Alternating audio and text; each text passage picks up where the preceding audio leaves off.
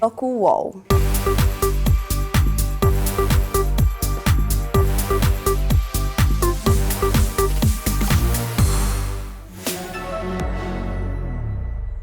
Përshëndetje dhe mirë se vini edhe këtë të diel në Doku wow. Sot, ndryshe prej herave të tjera, kemi një mysafir shumë të veçantë. Sonte me neve është Lide. Lide, faleminderit që je sonte me neve. Faleminderit shumë për ftesën, kënaqësi shumë e madhe. Siç e dini, Lide nashta e njihni prej Bigut. Në përgjithësi është fol shumë për to, ose është për fol për veshjen dhe stilin e tij unik që ka pas gjatë qëndrimit në Big. Edhe pse ka qenë me një mision mrena, për më shumë detaje na tregon edhe Lide. Po, në fakt, si çdo koshe kisha ndalë mend bëja disa diferenca, qoftë tekstili veshjes, qoftë tek mënyra e prezantimit. Dhe ja dola mirë, u vlerësova goxha mirë për atë pjesë, edhe besoj që ndër gjërat që më ka bërë mundi më mirë më ka qenë pjesa ku unë paktën kam mund të vishem ose të tregoj veten ashtu siç unë kam dashur për të tregu. Ndërsa për misionin që e ke pas në Big, qysh ka shku krejt? Ka qenë një mision goxha i vështirë, mu paraqit, domethënë si vllau i dikujt. E vërtet, po. Edhe me një gjatë gjithë kohës. Shumë interesant, domethënë normal, e kisha një vëmendje direkt tek pjesa e ime sepse personazhi i cili në ngjyra si vllai i saj ishte goxha i fortë në shtëpi, ishte goxha e përfolme. Edhe normalisht kishte sekretet e veta, ju keni qenë vetë me bralla e dini çfarë presioni, çfarë tërësnie është. Jo, po ja dola dhe e kryeva me sukses. Mirë, për të veshja po ndalemi prapë. Se edhe mu më ka rënë sy goxha shumë stili i veshjes, do thonë me sa kom pak i qef kështu kombinimet me ngjyra, eksperimente me veshje. Po, shumë e vërtetë. Sa shpenzon ti në veshje? A ki shumë thjesht me gjetë një kombinim, apo kështu je ma që përzgjedh? Po, mundona goxha shumë me përzgjedh, edhe realisht harxoj goxha te pjesa e veshjeve. Mirë, po paktën mundona që tek jeta e përditshme të jem pak më komfort, pak më sportiv, mirë po kur ka raste më të veçanta, po normalisht i krijoj goxha vëmendje dhe jam shumë i fiksuar tek detajet. Okej, faleminderit shumë. Po ndalemi prapë tek Bigo, me qenë se ke qenë edhe ti. Dallimi mes vitit kaluar edhe ç't vet. Çfarë mendon që janë ndryshime? A janë ma banorët më aktiv? Po m'duket që këtë vit edhe kanë eskalu pak në shumë situata. Qysh e bëni krahasim mes Bigut vjetë dhe si vjetë? Unë mendoj që këtë vit edhe banor, por edhe produksioni ka eskalu pak, edhe i ka dalë pak situata jashtë kontrollin, sepse nuk më duket shumë e arsyeshme që të rifuten 3 ish banor, të bëhen që ato drama, edhe në një farë forme të gjitha dhe akumulimi i Jozit ka qenë thjesht problemi i produksionit, domethënë produksioni vetë ka fryrë një situatë tillë, edhe nuk më pëlqen fare fakti që mjafton sot ta pranosh një antivlerë dhe ti je i la me publikun. Domethënë sot thotë po, jam hajdut, jam hajdut, edhe sa mirë djali sinqert. Domethënë ti je sinqert është një pikë e vogël mes 1 milion të këqijave që mund të mi pas, edhe më duket Bigu sikur po e ushqen. Domethënë njerëz po thonë po jam kë, jam ai, kam bo krem, po edhe sa mirë, po që nga i sinqert djali, po jo, kjo nuk më pëlqen në mënyrë se si të pakën te Bigu i Shqipërisë, po instalohet ky lloj mentaliteti. Po në fund të ditës, domethënë gjithçka është në interesin e klikimeve dhe interesin e shikueshmërisë, kështu që kanjëherë senet dalin jashtë normalës për këtë arsye, saqë do të përdor edhe dhunë. Kjo dhuna së të mos nuk tolerohet heq, po gjithsesi. Po, por ndoshta edhe mundet me u kthy ndonjëherë në një bumerang që nuk e di se si mund të më kanë efekti. Ta bëj prap një pyetje. Nëse të kish ardhur një ofertë prap për në Big Shqipërisë, edhe në Bigun e Kosovës, 2 opsione, cilin kishe vendosur me marr pjesë si banor? Po asnjë dyshim. Me qenë se po jeton këtu në Kosovë. Po asnjë dyshim tek Bigu i Kosovës. A ka ndonjë arsye?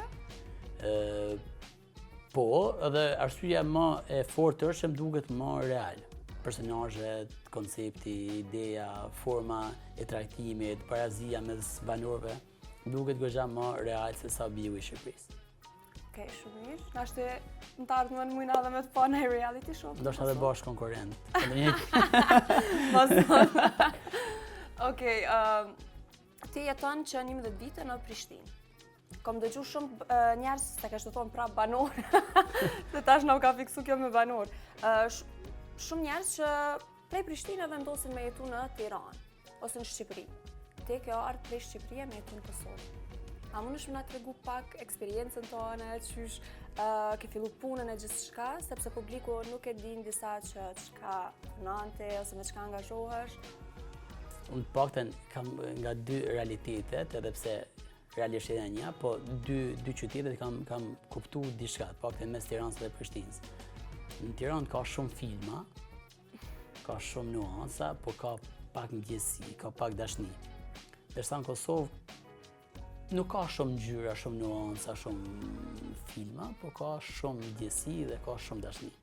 Edhe ndoshta kjo më ka bo me qëndru pak më gjatë. Shka nga vetëm. Edhe në Prishtinë. Okej. Ti mundesh më na tregu pak a shumë për mua, për publikun, pak a shumë rreth Bubolinës. Shumë njerëz nuk e dinë, po Lidi është i pari në Kosovë që ka bërë një kanal në YouTube ekstra për fëmijë, i cili është Bubolinës. Po. A mundesh më na tregu pak a shumë? Po, Bubolini në fakt është një ndër ëndrat më të mëdha që unë kam, edhe tani vetëm kena nisë me e jetësu nga pak. Unë jam prind i 3 fëmijëve, edhe Bubolinën e cilësoj si fëmijën e 4. Domethënë Bubolini është një karakter i animum, është një zan mali djalë, është pak figurë mitologjike, po që lidhet me veriun e Shqipërisë. Edhe unë së bashku me një kolege time nga Kosova, Flakë, kena kriju një koncept goxha unik. Kena kriju një kanal për fëmijë me muzikë, me animacione 100% shqip. Dhe më thonë nuk është thjesht një kanal që me këngë thjeshta, por është goxha interaktiv që fëmijët i bën me lujt nga divani, me kërcy, me muarktu. Edhe e kena lançu projektin e parë me datë 4, edhe sot është publiku projekti i dytë. Suksese, edhe është një ide shumë e qëllume. A mendon që fëmijët sot ka nevojë më shumë me muzika tilla në YouTube, se sa me najnë telefona, edhe për që të arsye mendoj që është shumë i qëllum edhe i nevojshëm faktikisht. Diçka që të paktën edhe mua dhe kolegin time po na motivon shumë dhe po na frymëzon është që diaspora ka reaguar në mënyrë jashtëzakonisht të mirë. Domethënë nuk ka ditë që s'marrim mesazhe nga Zvicra, nga Anglia, nga Amerika, nga Kanada, kudo. Edhe diaspora e ka pak më të nevojshme të kenë disa produkte kualitative në gjuhën shqipe.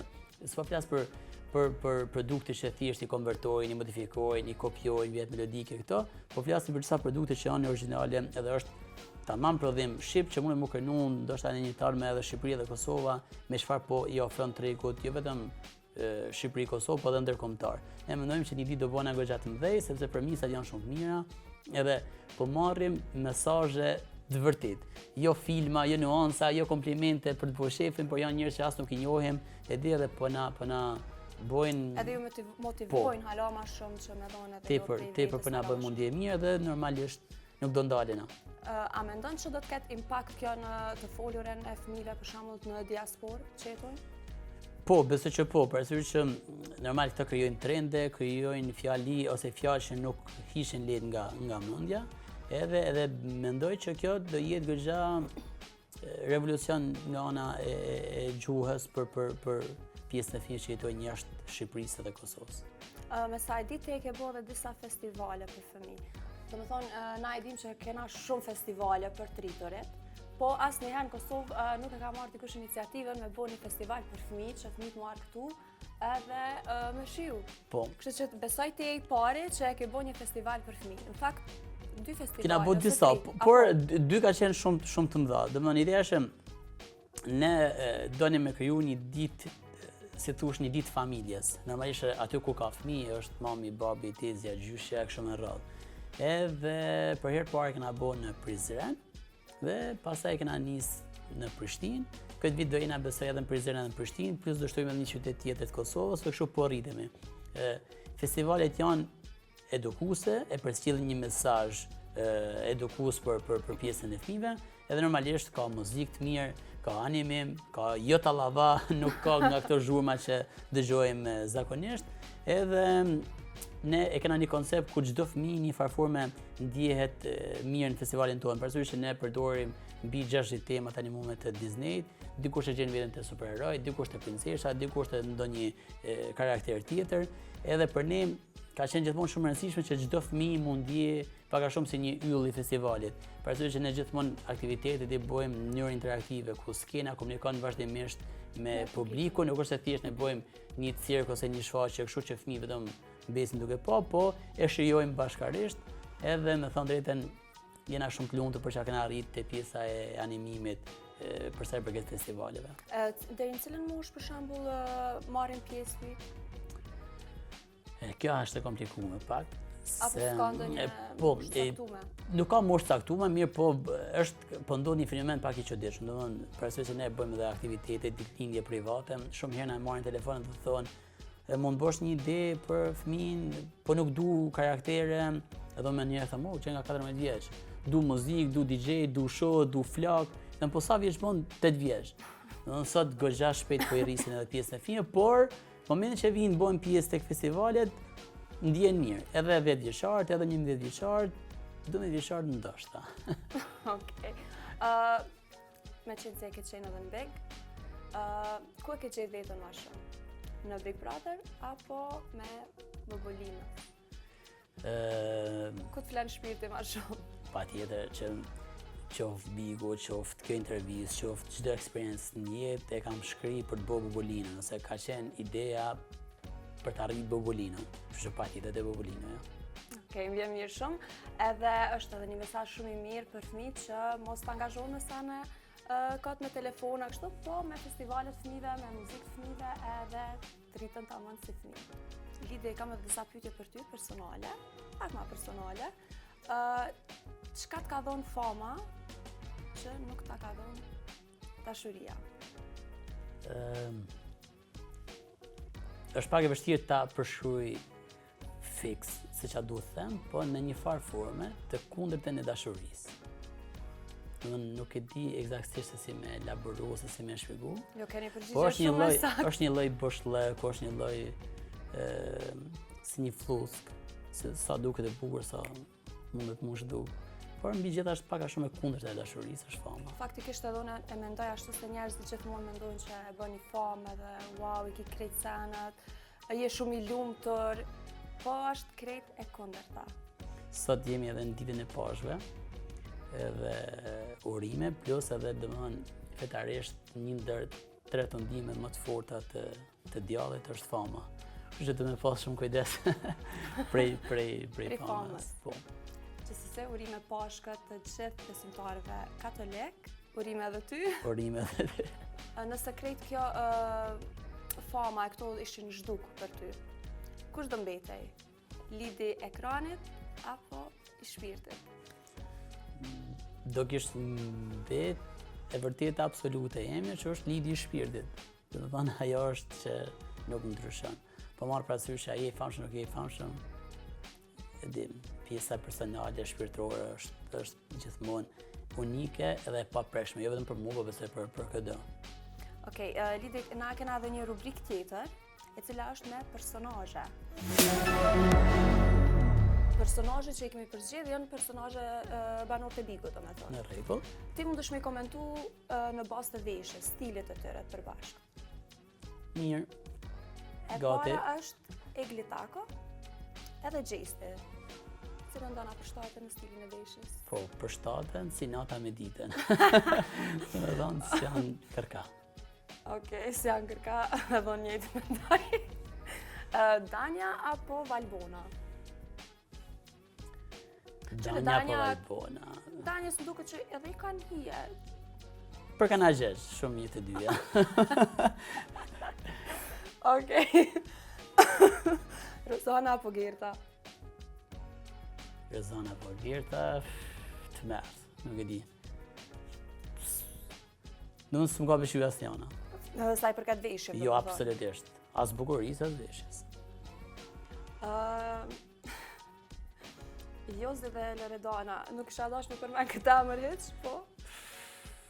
Se di, stipre të merë, me ditë kush i ka vesh, të kisha thonë turp, Nuk e di, jo nuk më pëlqen. Realisht se ti je në një televizion, domethënë duhesh me kënd pak me përfaqësu diçka, domethënë kombinime as për dek, as për dasëm, mi thënë në Shqipëri nganjëherë. Domethënë shumë keq. Ndashtë edhe kjo pamundësia për me zgjedh vetë, se kur jemi jashtë veshim çka dojna.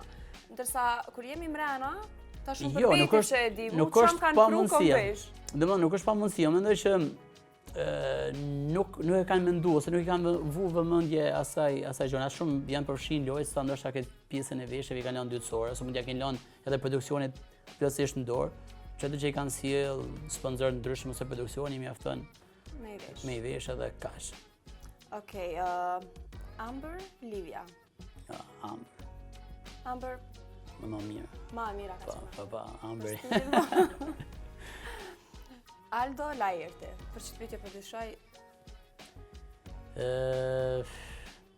Lajerti tamam një burr i zakonshëm shqiptar me ato kostumet, me ato ku dion. Ndërsa Aldo, duke pas parasysh që është edhe regjisor edhe ku dion, nuk më ka përshtat fare figura me zonin. S'ka qenë veshje një regjisori, s'ka pas diçka që mund me bë diferencë, ose s'ka pas absolutisht detaje, më thënë, si ato çunat tamam gangstera në Shqipëri që vishen pak me gjana që tregojnë format edhe kaq. Për ty kush është për kujdesin bek, për veshje, para si me hime që diskutuar më herët që për një na kalon përshtypja veshja jote më unike. Po, për mua është për kujdes shumë bashortja, Paula. Do të thonë keni përgjigjet para se më fut në bek, keni përgjigjet jo, veshje. do të thonë ajo normal, ajo di qa duan, po ja kam lënë dorë Paulës edhe ajo është për kujdes për gjitha. Më ka rastis vetëm një herë që kam refuzuar diçka kam kthy, për ndryshe gjithçka tjetër ka qenë okay. Okej. Do më thonë, po të dike shijet komplet, po edhe shumë vite bashkë që ta mënë puna më smeti. Edhe në femra me din shijet, që pra në zguzohem të bo kompliment se më kishtë sos. Po qëndrojmë prapë të stili veshjes. Kush mendon që ka një stil ma unik në Kosovë? Si këngëtar, si prezentues, si dikush që ka rënë sy që ka një stil shumë veçantë edhe unik? Qartë, te pjesa klasike, realisht më pëlqen Dini, gëzha bukur, kombinohet edhe vishe edhe guxën. Por te pjesa e artistave, ndoshta Ledri është më i përshtatshëm për shijen time. Po, faktikisht edhe më pëlqen shumë veshja e Dinit, domethënë si në televizion, si në përditshmëri ka një stil shumë veçantë. Po, kush mendon që ka një stil ma që kishte thonë s'bën heç që me dalë kështu në televizion? Për shembull, kishte thonë X direkt. Po, për shembull disa veshje të Ledionit këtë vit kanë qenë për mua katastrofë. Tepër. Edhe janë komentuar shumë, jo vetëm prej nash që po komentojnë atash, po edhe prej publikut. Po realisht po, nuk kanë qenë të bukura, nuk i kam pëlqyer. Edhe pastaj pjesa tjetër ka plot. Ose muj me thon pak te pjesa e femrave, më mirë zhvishen se vishen. Te puna e djemve. Vishen, po mu pëlqen për shembull era. Nuk është që edhe nuk zhvishet ashtë sek në veshjet skenike janë në atë formë. Mund është me dalë komplet edhe veshne. Jo, ka, dhe më thonë, është edhe era, edhe Rina Balja im pëlqen mënyrën se si vishet, me rast edhe Dafina, po kash, pjesa tjetër më duket goxha shumë vulgare dhe nuk e pëlqej shumë. Çka është për ty vulgare? Dhe më thonë, po, gjithsecili e njeh trupin, hirën e vetë, edhe kur ekspozojnë edhe pjesë që vëllon s'janë të bukur as mu po, as ku dion edhe mundohen e japin formë i ekspozojnë, nuk është kriter gjithmonë mallësia me kohën e bukur. Edhe sot ka dalë mjafton të kesh disa forma pak bombastike dhe hajde ti tregoj mu. Unë prej sot me këmishë dhe me kravatë. Jo, ti je shumë elegante, ti je shumë nuk ti je shumë. Okej, faleminderit shumë që ishe sonte me neve. Kemi kalu shumë mirë edhe domethënë publiku besoj që kanë mësuar shumë gjëra që nuk e kanë ditë më herët prej teja. Gjithashtu, faleminderit shumë për ftesën, të uroj shumë suksese. Ke qenë një ndër banorët më simpatike të Bigo, gjuna që s'kena qenë bashkë në një big, po e ardhmja është gjithmonë emocionuese. Mos përrastisim prapë. Nasi, faleminderit shumë për ftesën. Faleminderit juve.